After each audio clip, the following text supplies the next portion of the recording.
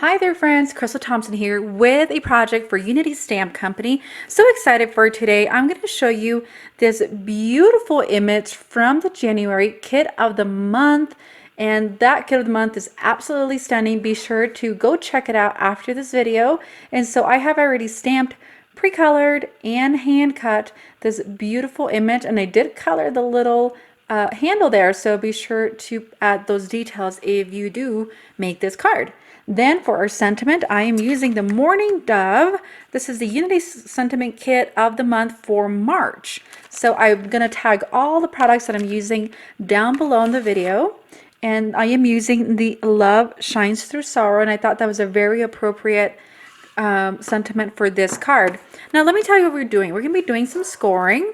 And we're going to be doing kind of like a pillow puff score on this piece of white cardstock. We're going to add this warm gray piece of cardstock down the bottom. We're going to heat emboss the sentiment, and then we're going to add a shadow with this W3 warm gray marker. And it's going to be very, very simple, super easy, and I hope that you will love what we're doing with this today. Okay, so I have my scoreboard ready to go, and this is one of those little guys. I believe this is 7 by 5.5, almost 6 inches. So I have an 5.5 by 4.25 cardstock, and so what we're gonna do, I'm gonna put the tip of my card base at 1.5, and that way I kind of have a marker as to how far I'm gonna go.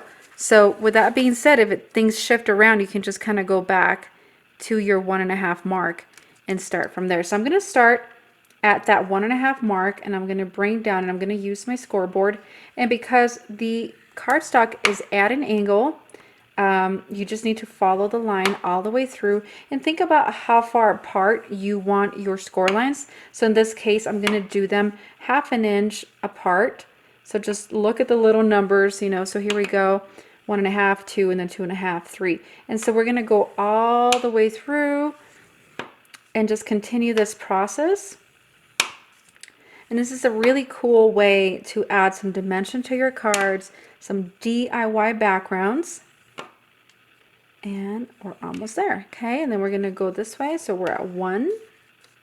Oops. There we go. 1. This is going to be one of the hardest ones. And then we're at 1/2 inch. Okay, and then we're at 0. So there we have our, I know it's kind of difficult to see, but it is nice and scored. Now we're going to repeat the process. We're just going to go the other way. And we're going to put this at, well, we might want it a little more angled. We're going to put it at 4 inches, and then we're going to go ahead and score this way as well. All right, so now we have, it's difficult to see, but do you see the score lines? Now you have a nice pillowy finish. What we're going to do, we're actually going to use the back side of what is scored, and what we're going to do is grab our W3 marker, and we're going to add shadows. So be sure that you can see your images, and then keep adding those shadows. And if you find that you didn't score hard enough, you can score that side. I'll go back to the side that you see that is completely scored. And so all we're going to do is think about where the shadows are coming from, and they're usually going to be from under the post, right under the score line. So we're just going to go and add those score lines and make it look very, very 3D, and then follow. So essentially you're doing the lines on all of the diamonds, so doing the top side of the diamonds, but not the bottoms, and that way it looks like the shadow is under that, if that makes any sense. So we're going to go ahead and just continue this all the way through.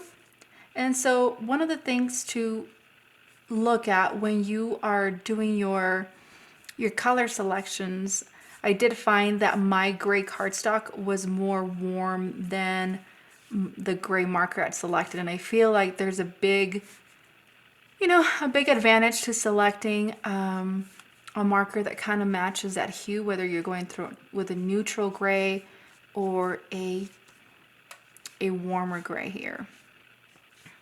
So we're going to just follow this through. All right, so that is done. I'm quite happy with the way that turned out. Now we're going to add that vase that we had colored earlier. So there we go. We're going to place this on the upper part corner of the card, and we're going to set that aside, and we're going to bring in our gray sentiment, or a gray strip for the sentiment that has already been pre-cut to match that 4 1/4 width. So with that being said, I'm going to bring my white embossing powder and my embossing ink. We're going to ink it up. We're going to stamp the sentiment again right on the center, and then we're going to cover up with this white embossing powder. We're going to heat set it, and then we're going to add some flat adhesive. We're not going to foam adhere this because we want it to really look like a pillow top card. Okay, so this is completely done. We are going to go ahead and put it right in the bottom and kind of really get those corners put together. And I really love the way this is turning out. It's very clean, it's very simple, yet it really shows what we're trying to convey with a sentiment of, you know, I'm sorry. And so we're going to embellish, and we're not going to add any sparklies to this. I feel like we need to keep it kind of somber. So I have some Nuvo drops in Simply White. This doesn't have any pearl to it, but I think even some pearl would just go very, very nicely. And so guys, that's where I'm going to leave it. Thank you so much for joining me on this quick tutorial using the January Kit of the Month. I hope that you really love it. And here's another way to be able to use that beautiful floral image and very simple supplies. Thank you so much. Have an amazing day.